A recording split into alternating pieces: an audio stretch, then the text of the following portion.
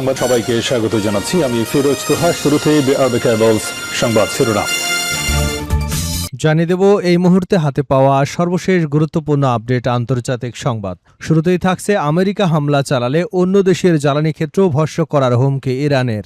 যুক্তরাষ্ট্রকে যে কোনো বেপরোয়া পদক্ষেপ নেওয়া থেকে বিরত থাকার কড়া বার্তা দিয়েছে ইরান। তেহরান স্পষ্টভাবে সতর্ক করে বলেছে, মার্কিন প্রেসিডেন্ট ডোনাল্ড ট্রাম্পের হুমকি অনুযায়ী যদি মার্কিন বাহিনী তাদের লক্ষ্যবস্তুতে আবারও হামলা চালায় তাহলে তার কঠোর ও চূড়ান্ত জবাব দেওয়া হবে।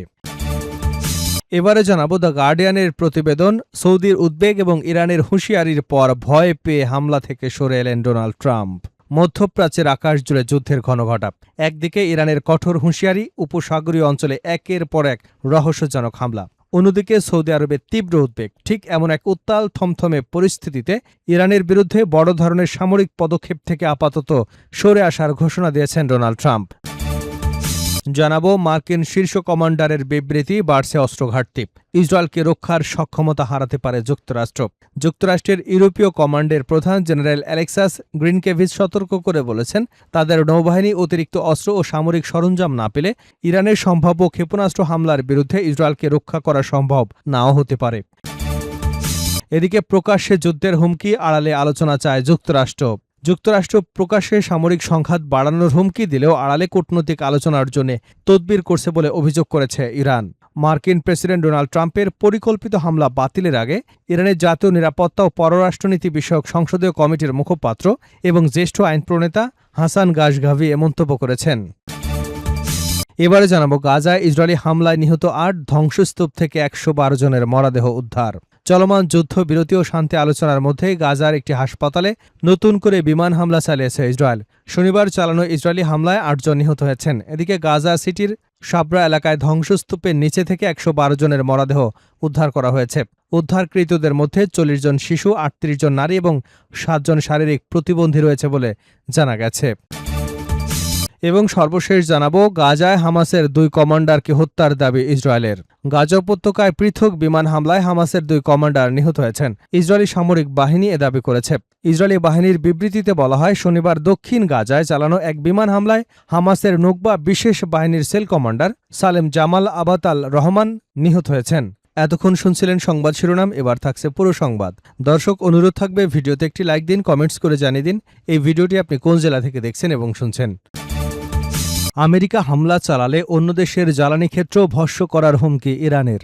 যুক্তরাষ্ট্রকে যে কোনো বেপরোয়া পদক্ষেপ নেওয়া থেকে বিরত থাকার কড়া বার্তা দিয়েছে ইরান। তেহরান স্পষ্টভাবে সতর্ক করে বলেছে, মার্কিন প্রেসিডেন্ট ডোনাল্ড ট্রাম্পের হুমকি অনুযায়ী যদি মার্কিন বাহিনী ইরানের লক্ষ্যবস্তুতে আবারও হামলা চালায় তাহলে তার কঠোর ও চূড়ান্ত জবাব দেওয়া হবে। শনিবার তুরস্ক, পাকিস্তান এবং সৌদি আরবের জ্যেষ্ঠ কর্মকর্তাদের সঙ্গে পৃথক টেলিফোন আলাপে এই কড়া হুঁশিয়ারি দেন ইরানের পররাষ্ট্রমন্ত্রী আব্বাস আরাকচি। ইরানের পররাষ্ট্রমন্ত্রীর এই চরম হুঁশিয়ারির মাত্র কয়েক ঘণ্টা আগেই কুয়েতের সেনাবাহিনী দাবি করে তারা ইরানের দিক থেকে ছোড়া ড্রোন ভূপাতিত করেছে। দেশটির বেশ কয়েকটি গুরুত্বপূর্ণ স্থাপনা লক্ষ্য করে ইরান এসব ড্রোন হামলা চালিয়েছে বলে কুয়েত কর্তৃপক্ষ জানিয়েছে।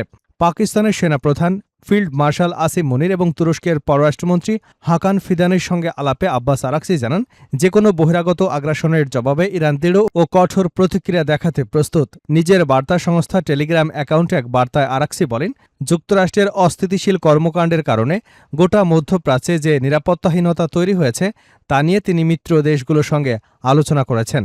পরে সৌদি আরবের পররাষ্ট্রমন্ত্রী প্রিন্স ফয়সাল বিন ফারহানের সঙ্গে আলাপে আরাকচি আরও এক ধাপ এগিয়ে বলেন, যুক্তরাষ্ট্র ইসরায়েলের কোনো হামলা কিংবা সেই সামরিক পদক্ষেপে আঞ্চলিক অন্য কোনো দেশ অংশ নিলে ইরান সবার উপরেই সমান মাত্রায় প্রতিশোধমূলক হামলা চালাবে।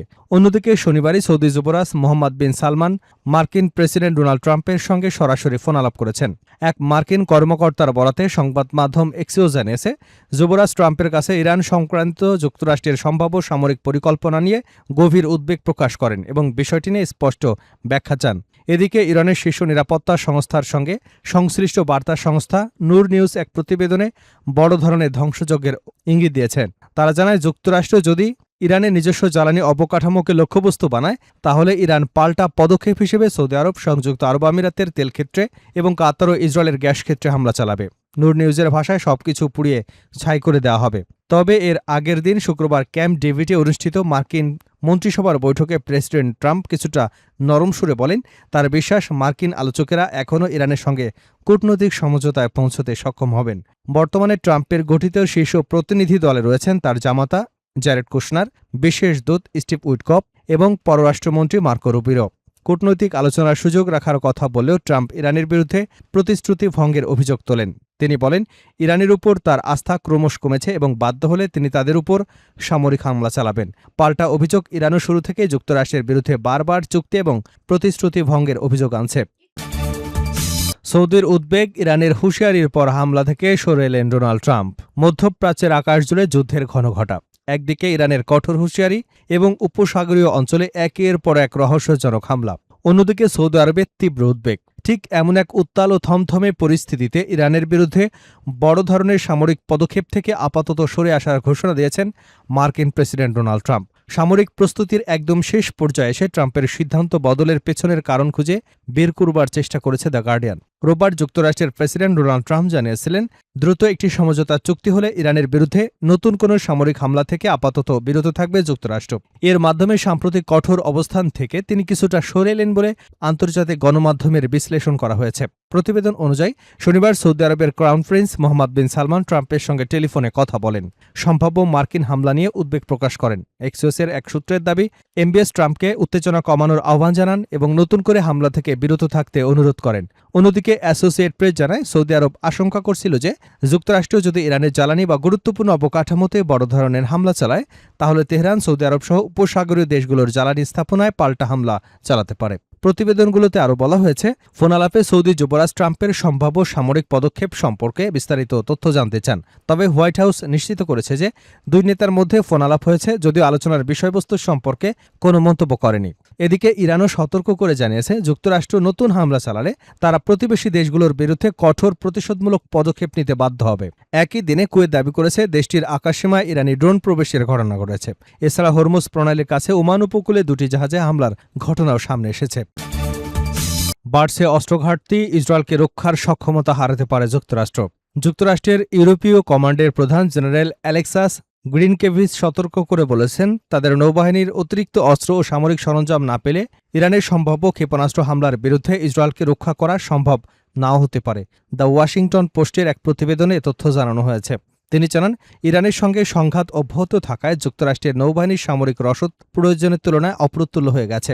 এর ফলে মধ্যপ্রাচ্য জুড়ে নিজেদের স্বার্থ রক্ষা সম্ভব নাও হতে পারে।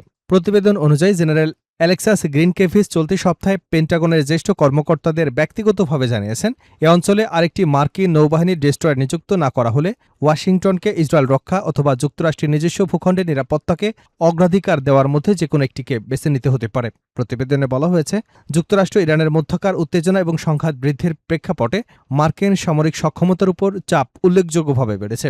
এর ফলে বিভিন্ন ফ্রন্টে নিরাপত্তা প্রতিশ্রুতি রক্ষা করতে গিয়ে সীমিত সামরিক সম্পদ নিয়ে পেন্টাগনের উদ্বেগ বাড়ছে। একই সময় ইসরায়েলি গণমাধ্যম জানিয়েছে, যুক্তরাষ্ট্রের সম্ভাব্য বিস্তৃত সামরিক অভিযানে তেল আবিব সরাসরি অংশ না নিলেও ইরান ব্যালিস্টিক ক্ষেপণাস্ত্র হামলা চালাতে পারে। এমন আশঙ্কায় দেশটির নিরাপত্তার সতর্কতার মাত্রা আরও বাড়ানো হয়েছে। প্রতিবেদনে আরও বলা হয়েছে, চলমান যুদ্ধের কারণে যুক্তরাষ্ট্রের সামরিক সম্পদের উপর অতিরিক্ত চাপ সৃষ্টি হয়েছে। একই সঙ্গে ওয়াশিংটন হরমুজ প্রণালী, লোহিত সাগর সহ গুরুত্বপূর্ণ নৌপথে বাণিজ্যিক জাহাজ চলাচলের নিরাপত্তা নিশ্চিত করাও চেষ্টা চালিয়ে যাচ্ছে। সাম্প্রতিক মাসগুলোতে আঞ্চলিক উত্তেজনা বৃদ্ধির কারণে এসব এলাকায় নিরাপত্তার ঝুঁকি আরও বেড়েছে। প্রকাশ্যে যুদ্ধের হুমকি, আড়ালে আলোচনা চায় যুক্তরাষ্ট্র। যুক্তরাষ্ট্র প্রকাশ্যে সামরিক সংঘাত বাড়ানোর হুমকি দিলেও আড়ালে কূটনৈতিক আলোচনার জন্য তদবির করছে বলে অভিযোগ করেছে ইরান। মার্কিন প্রেসিডেন্ট ডোনাল্ড ট্রাম্পের পরিকল্পিত হামলা বাতিলের আগে ইরানের জাতীয় নিরাপত্তা ও পররাষ্ট্রনীতি বিষয়ক সংসদীয় কমিটির মুখপাত্র এবং জ্যেষ্ঠ আইন প্রণেতা হাসান গাশগাভি এ মন্তব্য করেন। হাসান গাশগাভি, চলমান সংঘাত যেই রূপ নিক না কেন, কৌশলগত হরমুজ প্রণালী দিয়ে জাহাজ চলাচল কেবল তেহরানের সিদ্ধান্ত অনুযায়ী নিয়ন্ত্রিত হবে। তিনি যুক্তরাষ্ট্রের দ্বিচারিতার সমালোচনা করে বলেন, তারা গণমাধ্যমে সংঘাত বাড়ানোর কথা বলে, আবার বিদ্যমান গোপন চ্যানেলগুলোতে আলোচনার জন্য আকুতি জানায়, কিন্তু তারা কোনোভাবেই ইসলামী প্রজাতন্ত্র ইরানকে ধোঁকা দিতে পারবে না। সংঘাত বাড়িয়েই হোক কিংবা আলোচনার মাধ্যমেই হোক, হরমুজ প্রণালী দিয়ে চলাচলের ক্ষেত্রে ইরানের নির্ধারিত নীতি একমাত্র বিকল্প হিসেবে বহাল থাকবে। এদিকে ইরান চীন chamber of commerce and industries সভাপতি মাজিদ রেজা হারিরি সামাজিক যোগাযোগ মাধ্যম এক্সে দেওয়া এক বার্তায় জানান, ইরানের জ্বালানি ও বিদ্যুৎ অবকাঠামোতে হামলা চালানোর মতো সাহস ওয়াশিংটনের নেই। হারিরি লেখেন, অবকাঠামো ধ্বংসের বিপরীতে টিকিয়ে রাখার ক্ষেত্রে এ অঞ্চলের যে কোনো দেশের চেয়ে ইরানের সক্ষমতা অনেক বেশি। যুক্তরাষ্ট্রের সেই দুঃসাহস নেই। ইরানের বিদ্যুৎ ব্যবস্থা বিশ্বের অন্যতম বিকেন্দ্রীকৃত ব্যবস্থা হিসেবে পরিচিত। বিশ্বজুড়ে প্রায় ১৫০টি বিদ্যুৎ উৎপাদন কেন্দ্র রয়েছে। বিশাল ও বিস্তৃত এই বিদ্যুৎ নেটওয়ার্কের কারণে বিমান হামলা চালিয়ে পুরো দেশকে একযোগে বিদ্যুৎবিহীন বা অন্ধকার করে দেওয়া অসম্ভব বলে মনে করছেন বিশেষজ্ঞরা।